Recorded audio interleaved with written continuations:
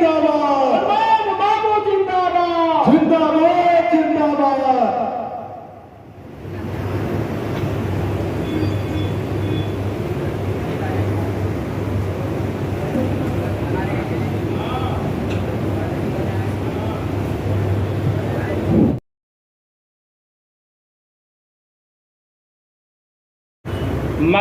बाल विकास आयोजन में हमारे रेणु कुशवाहा जी, नीचे बैठे हम लोग का वरिष्ठ नवादा का एडवोकेट शिवनंदन बाबू, और बगल में बैठे हैं सुमन सौरभ जी, और नीचे हमारे तमाम नवादा के भाइयों और बहनों सभी को हार्दिक अभिनंदन करते हैं, स्वागत करते हैं।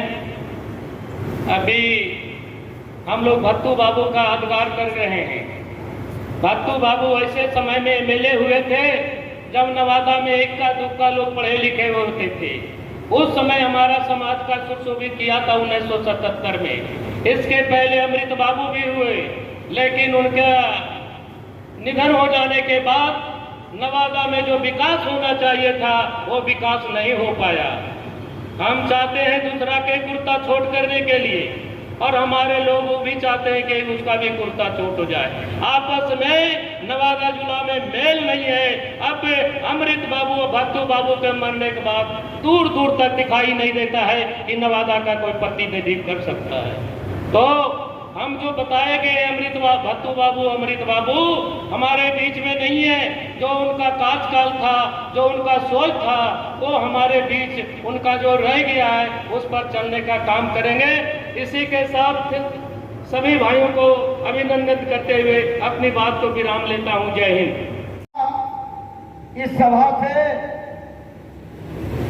कि भत्तू बाबू और अमृत बाबू ये 2 लाख हम लोग को रत्न मिले हैं, मगर हम लोग भत्तू बाबू का 3री जयंती मना रहे हैं, किंतु अमृत बाबू का जयंती मेरा हार्दिक इच्छा है कि उनका भी मनाए। उनका बच्चा दिनेश प्रसाद जी से मैं निवेदन किया है कई बार कि आप हमको उनका जन्मतिथि और परिवार दिवस हमको बता दीजिए, और एक फोटो कम से कम रहे उनका किसी प्रकार तो वो दीजिए, हम निश्चित उनका मनाएंगे। इसलिए कि मैं जब तक जीवित हूँ ये दोनों व्यक्ति का एकदम आजीवन इनका कार्यक्रम मैं करता रहूंगा।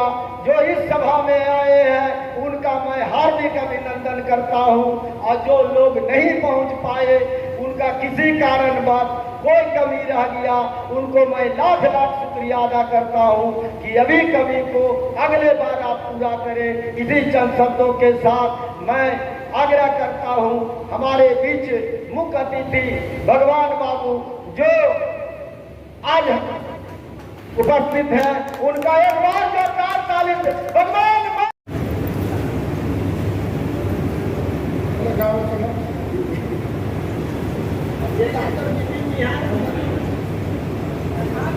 अरे हो सवारी अब गांव में जाना शुरू कर दिया। ये काम करिए, लोगों को संगठित कीजिए, एकजुट रहिएगा तो कोई कुछ नहीं बिगाड़ सकता। इसलिए मेरी प्रार्थना है, आप आए हैं भत्तू बाबू के जयंती समारोह में, तो जिस मिशन को लेकर के लड़ाई लड़ते थे भत्तू बाबू, उस मिशन को अपनाइए। और उस मिशन का सबसे बड़ा वाहक कोई व्यक्ति और व्यक्तित्व है, उस व्यक्ति के नाम है श्री नीतीश कुमार जी। सबके लिए किया, कोई ऐसा जाति बिरादरी नहीं है जिसका काम नहीं हो रहा, सबके लिए हो रहा। आज जब हम लोगों ने जातीय गणना करने का शुरुआत किया तो लोगों ने कहा जात की गिनती हो रही है, और जातीय गणना के बाद फिर मुख्यमंत्री जी ने कहा कि जातीय गणना से काम नहीं चलेगा, हम आर्थिक रूप से भी सर्वे कराएंगे, कौन कितना गरीब है, अपर क्लास कितना गरीब है, पिछड़ा कितना गरीब है, अति पिछड़ा कितना गरीब है, दलित कितना गरीब है। 25% सामान्य वर्ग में भी 6,000 से नीचे इनकम वाले लोग हैं। उनके लिए भी जो पिछड़ों की आबादी है उसमें भी 33% लोग गरीबी रेखा से नीचे हैं। और फिर आपत्ति पिछड़ा जिनकी जो 36% है उसमें भी गरीबी है। तो सब लोग को मिला करके लगभग 94 लाख से ज्यादा लोग गरीब है। नीतीश जी ने कहा हम गरीब को भूखे नहीं मरने देंगे और सभी के लिए, अपर कास्ट के लिए, अति पिछड़ा के लिए, दलित के लिए, महादलित के लिए सबके लिए नीतीश कुमार जी ने आर्थिक सहयोग किया 2 लाख रुपया। आखिर घोषणा नहीं है, लागू हो गया। नौजवानों के लिए योजना, सबके लिए कितना बोले 275 योजना बिहार सरकार चलाती है। भारत सरकार का अलग, हम तो सबके लिए काम कर रहे हैं। इसलिए एक काम करिए, बर्तू बाबू के जन्म में आए, एक रोटी कम खाइए, बाकी बेटा बेटी को पढ़ाइए। एक रोटी कम खाइएगा, मर नहीं जाइएगा। आदमी अन्न से जिंदा नहीं रहता, ऑक्सीजन और पानी से जिंदा रहता। एक रोटी कम खाइएगा तो नहीं मरिएगा, लेकिन बाल बच्चा नहीं पढ़ेगा तो आपको हुक्के मार देगा। इसलिए भैया हम आगे बढ़ना है, ये काम करिए। जो पढ़ेगा वही बढ़ेगा, वही आगे बढ़ेगा, दूसरा कोई नहीं बढ़ेगा। हम लोग जब अभी हैं सत्ता में, हम लोग हैं सत्ता पक्ष में हैं, हम लोग खोजते चलते थे। जब हम ग्रामीण विकास मंत्री थे, हमारा पीए रखे थे के वर्मा कुशवाहा जी थे, तो हमने कहा यार तुम खोजो दलित कितना मिलेगा वीडियो, तो कहा कि खोज के रखे हैं सर 93। अब पिछड़ा में कोयरी कितना मिला है, तो सर 19। मैंने और कहा तो 19 को डिप्टी कलेक्टर है, तो हमने कहा सोची दो, पहले उसको पोस्टिंग करेंगे, दलित को पोस्टिंग करेंगे। यही काम है, ये काम करना। इसलिए सभी साथी से आग्रह है कि आप जुड़िए।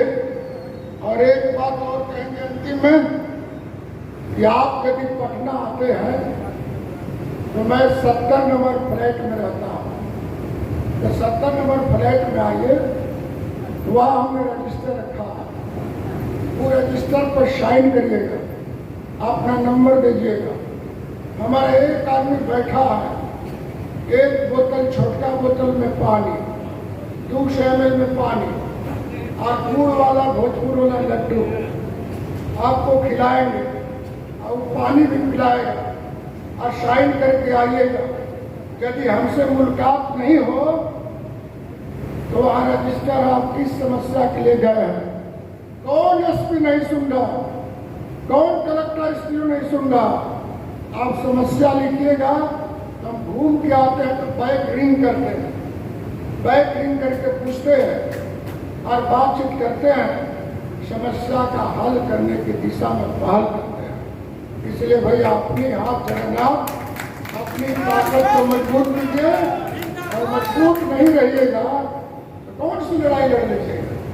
दिमाग से भी लड़ाई, दिमाग से भी मजबूत रहना पड़ेगा, ताकत से भी मजबूत करना पड़ेगा और संगठन से भी मजबूत करना पड़ेगा। संगठन है तो बल है, लेकिन संगठन यदि गलत दिशा में जाएगा तो मैं समझता हूँ कोई फलाफल नहीं होगा। एक तरफा नहीं, एक तरफा रहिए।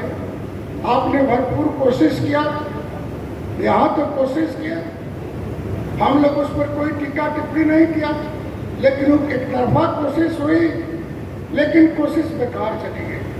यदि कोशिश सफल होता तो आपके हित में होता, कुछ ना कुछ फल होता उसका। हम सब साथी से आग्रह करना चाहते हैं, धारा की राजनीति कीजिए। सब लोग को हम तो देखते हैं चुनाव में मत कहेंगे, हम तो सब साथी को कहेंगे जोड़ के चलिए और रहिए साथ, इकट्ठा रहिए, विपरीत दिशा में कुछ नहीं मिलेगा।